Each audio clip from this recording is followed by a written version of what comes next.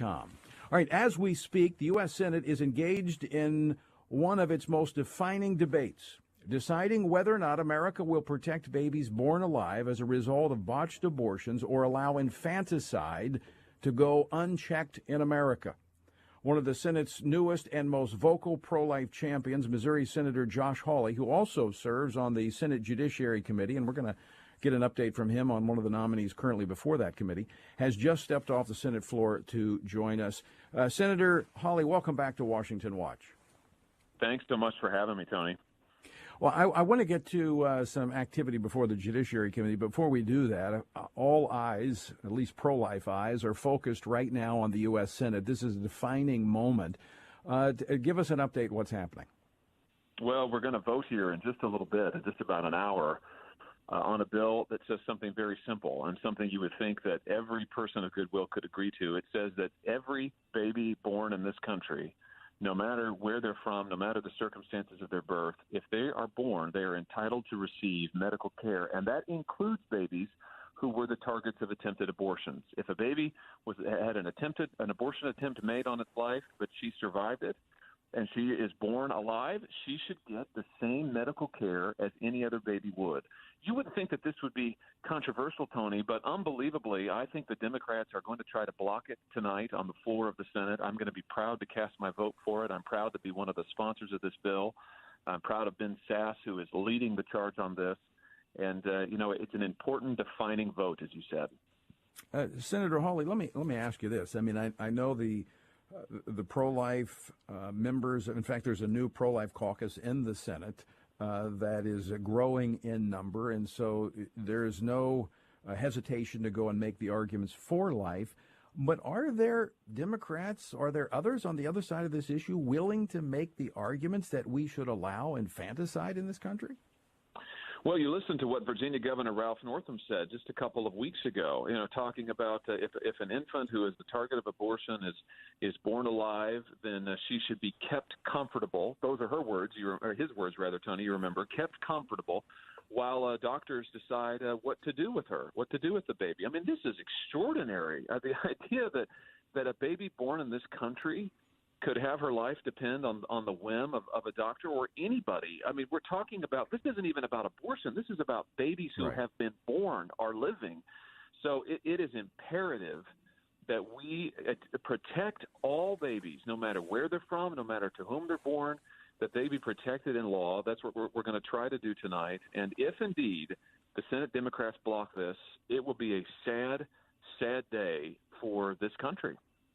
Well, even if they do that, the issue is not gone. The House is moving forward with a discharge petition. It'll be in place the first part of April, and so they'll have to gather 218 signatures to force a vote over there. But this issue is not going away, and this is a defining moment for America. This issue, the vote today, but for you personally, this life issue is not just another political issue. It's not just another policy issue.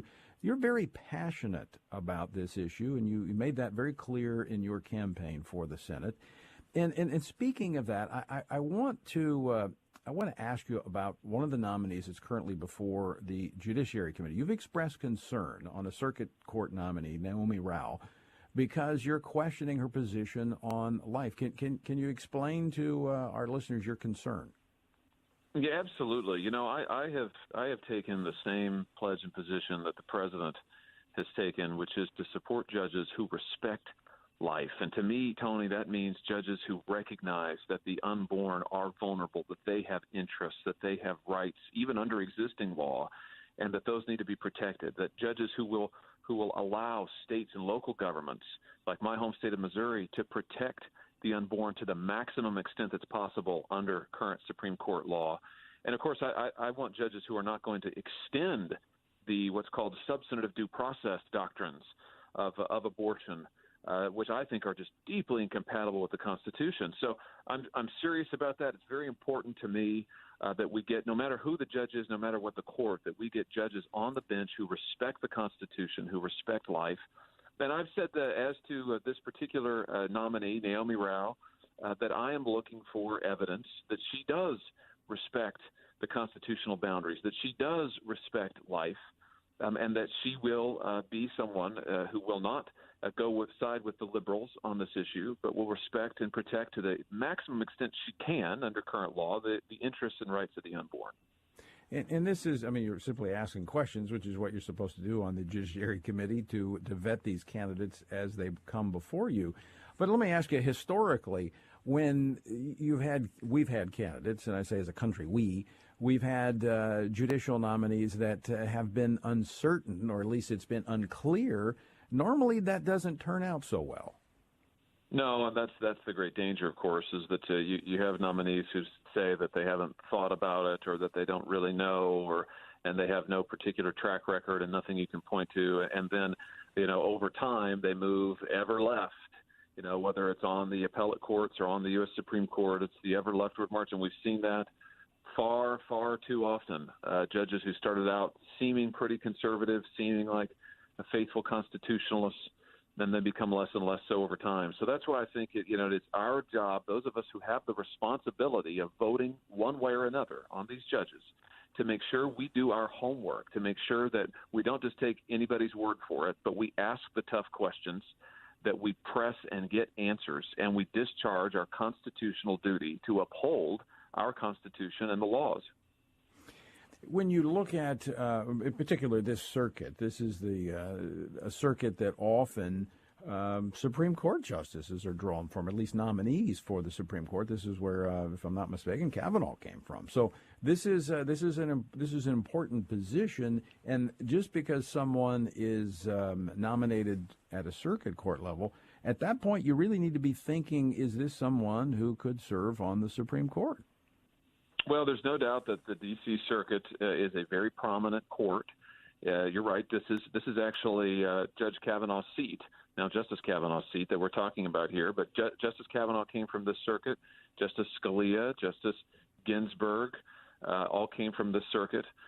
So it has produced Justice Thomas. It's produced a lot of Supreme Court justices, and it's a very, very prominent court. But I think the obligation is on us, Tony. Again, those of us who've sworn an oath to uphold and defend the Constitution, to use our best judgment for every judge, especially on these courts of appeals, to make sure that they are folks who will adhere to the Constitution and will protect life, again, to the maximum extent they can under existing case law. And that's a question I'm asking of every judge that comes before us, and I think we owe it, I owe it at least, to the people of my state to do that due diligence, to ask those tough questions, and to get answers. Well, I think you made reference to this earlier. The president made this pledge when he was the candidate Donald Trump for president. He said, "I will select," and he used the terms pro-life judges. He said that. I was in the room when he made that comment in the third debate. He put forth a list of judicial nominees, and he has stuck to that. And as you said, you've made the same pledge that you are going to appoint judges who are pro-life, who understand the boundaries of the Constitution. So I think, number one, I think that's the duty of a senator on the Judiciary Committee, to ensure that we have judges that will abide by the Constitution. But it's also what you pledge to. So no surprises here. It is, and President Trump has been tremendous at this. I mean, he is the first president in a long time to just say flat out, this is what I'm going to do. I'm not going to be ashamed of it. I'm not going to be shy about it. I'm going to put pro-life judges on the bench. And as a pro-life man myself, I mean, to hear him say that was just incredible, and to see him do it has been even more incredible. So I salute him and his hard work on this. And I'm trying to, as I say, follow the same exact pledge here and ask of this nominee for this D.C. circuit and every nominee, do they meet that test, the test the president articulated? Well, I, for one, appreciate that and want those hard questions asked. And, at the end of the day, she may be fine, and that's great. But then at the end of the day, she may not be. And so we need to know, and the questions need to be answered. So I appreciate you ask him, and appreciate you coming on the program as well, Senator Hawley. Look forward to talking to you soon.